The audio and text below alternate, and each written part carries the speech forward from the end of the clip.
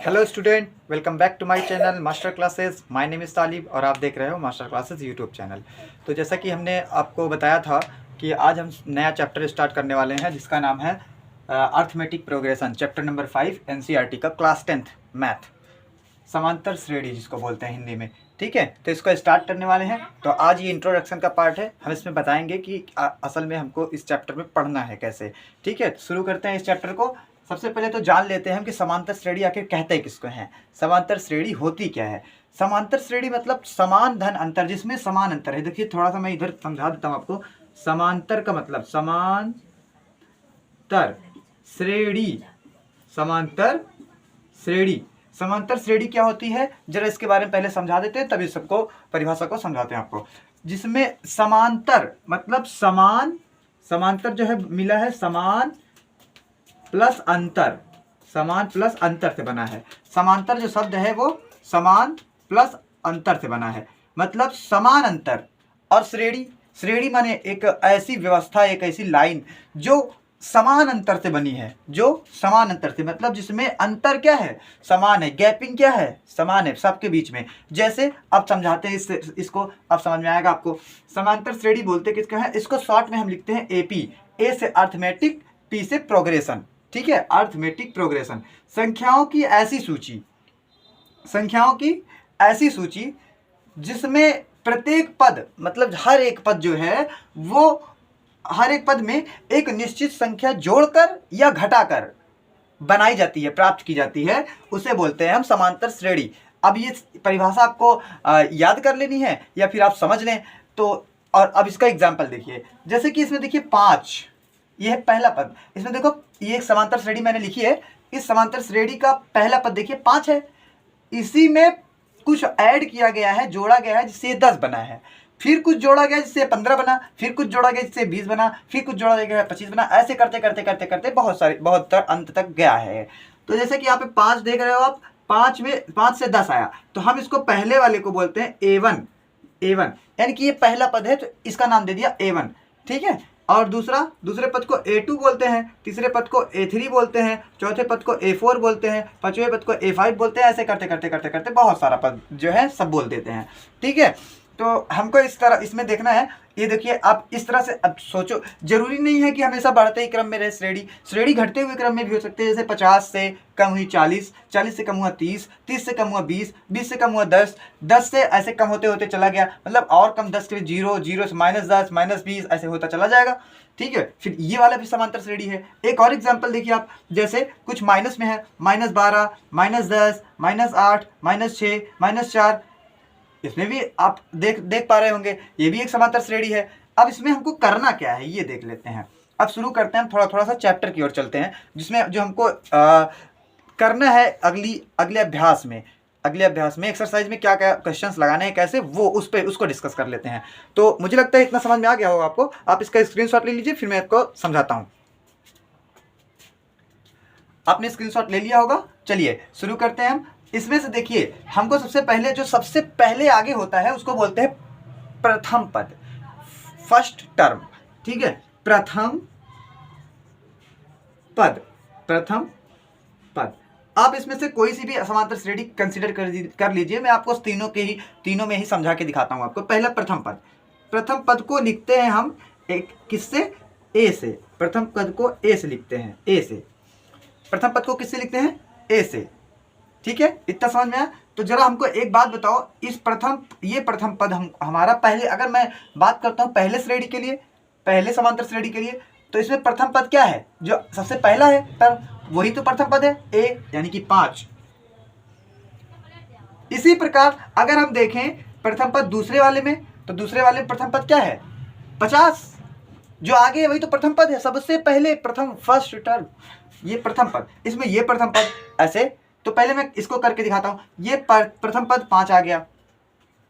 अब जरा याद ध्यान से देखिए आप यहां पे, तो प्रथम पद 5 है पहला, हमको निकालना है इनके बीच में सार्व अंतर। कोई कहा कि 5 तो है प्रथम पद, लेकिन आगे जो टर्म्स आ रही हैं, आगे जो ये समांतर श्रेणी बन रही है, उसमें कितने कितने का अंतर है, सार्व अंतर कितना है, समांतर श्रेणी में अंतर कितना है, उसी को बोलते हैं कितने कितने का अंतर है। मतलब हर एक हर एक के बीच में, हर एक पद के बीच में, दो पदों के बीच में कितने कितने का अंतर है वो निकाल के बताओ, कितने कितने को मिला मिला के बनी है समांतर श्रेणी।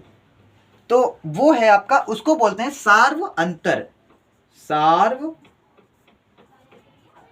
अंतर, इसको आप लिखते हैं डी से, इसको आप लिखते हैं डी से, ठीक है, इसको आप लिखते हैं डी से, सार्व अंतर को लिखते हैं डी से। अच्छा, इस डी का एक मैं फॉर्मूला बता देता हूं। देखिए, डी निकालने के लिए आप क्या करो, A2 मतलब ये दो वाले से, मतलब दूसरे वाले से पहले वाले को घटा दीजिए। याद कर लीजिए इसको कि दूसरे वाले टर्म से पहले वाले टर्म को घटाना है।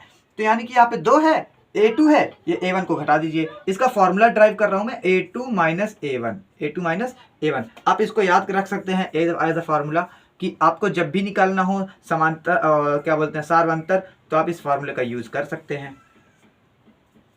अब जरा देखिए, मैं निकाल के दिखा देता हूं आपको। A2 यहाँ पे कितना है 10, A2 कितना है 10, माइनस A1 कितना है 5, तो 10 में से 5 घटाएंगे तो 5 ही आएगा। यानी कि इसमें देखो हर एक के बीच में 5 5 का अंतर है। 5 से 5 में 10, 5 मिलाओगे तो 10 हो गया, 10 में 5 और मिलाओगे तो 15 हो गया, 15 में और 5 मिलाओगे तो 20 हो गया, 20 में और 5 मिलाओगे तो 25 हो गया। ऐसे करते करते करते करते ये समांतर श्रेणी बनी है।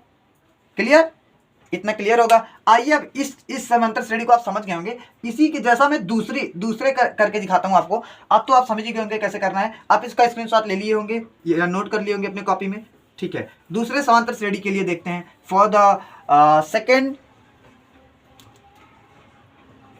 The second arithmetic progression, AP, ठीक है। सेकेंड ये क्या है, देखिए इसमें प्रथम पद क्या है, प्रथम पद। ये मैं जो सिखा रहा हूं यही आपको एक्सरसाइज नंबर 5.1 में 5A में यही करना है। सबसे पहली एक्सरसाइज जो है हमारी इस चैप्टर की, 5वें चैप्टर की, उसमें यही करना है। प्रथम पद बताना है और उसमें बीच में अंतर बताना है। तो अभी से मैं ये सिखा दे रहा हूँ थोड़ा सा, ताकि एक्सरसाइज में जब सवाल लगाएंगे तो भाई लगाएंगे तो ज़्यादा बेटर समझ में आएगा। प्रथम पद A, ये मैं दूसरे के लिए बता रहा हूँ, दूसरे समांतर श्रेणी के लिए, ठीक है। दूसरा समांतर श्रेणी, प्रथम पद इसमें क्या है 50, मुझे दिख रहा है 50, ओके। अच्छा, कोई पूछो सार्व अंतर कितना है भैया बताओ, तो सार्व अंतर का फॉर्मूला अभी लिखा था मैंने, सार्व अंतर, सार्ववांतर लिखते हैं, सार्वांतर। अगर मिला के लिखते हैं सार्वांतर और अलग अलग लिखेंगे तो सार्व अंतर। तो सार्व अंतर को आप डी से लिखते हैं। डी का फॉर्मूला अभी थोड़ी देर पहले बताया था मैंने, A2 माइनस A1। तो भैया इसमें A2 कितना है, मुझे A2 ये दूसरा, ये A1 है, ये A2 है, ये A3 है, A4 A5 ऐसे है। तो मुझे A2 की जगह पे 40 माइनस A5 A1 कितना है 50, ये तो कितना आएगा, 40 में से 50 घटेगा तो -10 आएगा। अब आपको पता होगा कैसे -10 आया। अच्छा, फिर से अगर नहीं भी समझ में आया तो फिर से मैं समझाऊं। 40 में से 50 को घटाना है, ये घट नहीं रहा, तो मैं क्या करूं, घट तो जाएगा, लेकिन अब समझने के लिए मैं समझा रहा हूं आपको कि ये 50 में से 40 गया 10 आया है, लेकिन बड़ा 50 है, इसलिए इसका चिन्ह माइनस था तो मैंने माइनस लगाया है, यहाँ पे माइनस आया है, ठीक है। ये समझाने के लिए आपका था। हालांकि ये जो है 40 में से 50 ही घटा है, तभी -10 आया है, ठीक है। ये था आपका दूसरे समांतर श्रेणी के लिए। सिमिलरली आप तीसरे समांतर श्रेणी के लिए ऐसा कर सकते हैं। चलिए मैं करके दिखाई देता हूं आपको, चलो करके दिखा देते हैं, मिटा देते हैं इसको, समझ गए होंगे आप। तीसरे समांतर श्रेणी के लिए इसमें अगर प्रथम पद पूछा जाए तो प्रथम पद इसमें क्या है, प्रथम पद इसमें प्रथम पद है -12, आपको दिख रहा होगा। सबसे पहले वाले पद को ही बोलते हैं प्रथम पद A से लिखते हैं, इसको A भी लिख लो ताकि आपको पता रहे। और सार्व अंतर इसमें क्या है भैया जरा बताना,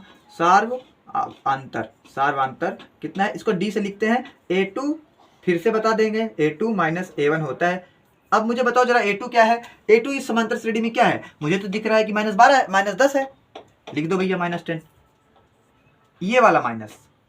अब A1 दिख रहा है -12, याद रखिएगा ये जो माइनस है ये यहाँ का माइनस है, अभी इसके पास एक और माइनस है, तो उसको एक और माइनस को लिखेंगे, उसको -12। ये इतनी बात समझ में आई कि नहीं, जरा बताना। चलो इसको क्या करते हैं, -10, ये माइनस और माइनस मिला के हो जाता है प्लस। आपने सीखा होगा छोटी कक्षाओं में, 6 में 7 में 8 में, नहीं भी सीखा तो अभी जान लीजिए कि माइनस और माइनस का जब गुणा होगा, इस ब्रैकेट को हटाएंगे तो माइनस और माइनस मिलके प्लस हो जाएगा, तो प्लस का 12 हो गया।